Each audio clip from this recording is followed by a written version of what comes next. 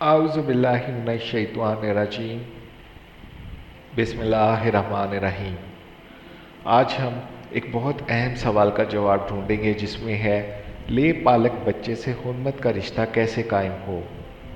یہ ہمارا گھریلو سوال ہے، تو بہت سارے لوگوں کو اس کا سامنا کرنا پڑ سکتا ہے زندگی میں۔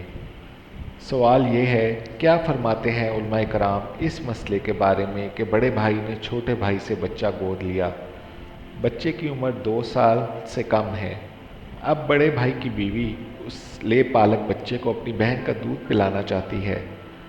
آپ سے معلوم یہ کرنا ہے، کیا اس صورت میں بچہ گود لینے والی عورت کا اس بچے سے حرمت کا رشتہ قائم ہو جائے گا؟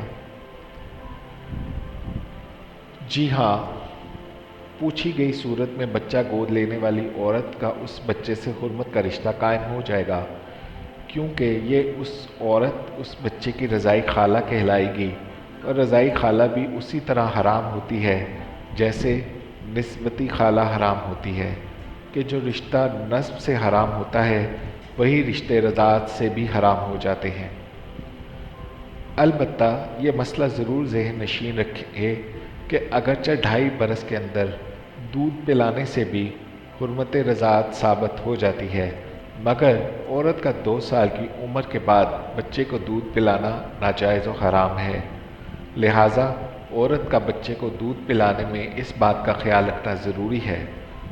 رضاعت سے حرمت سے متعلق بخاری شریف میں نبی پاک صلی اللہ علیہ وآلہ وسلم کا فرمان کچھ یوں مذکورہ ہے، یعنی جو عورتیں نسبی رشتے کی وجہ سے حرام ہو جاتی ہیں، اس نوعیت کی عورتیں رضاعت سے بھی حرام ہو جاتی ہیں۔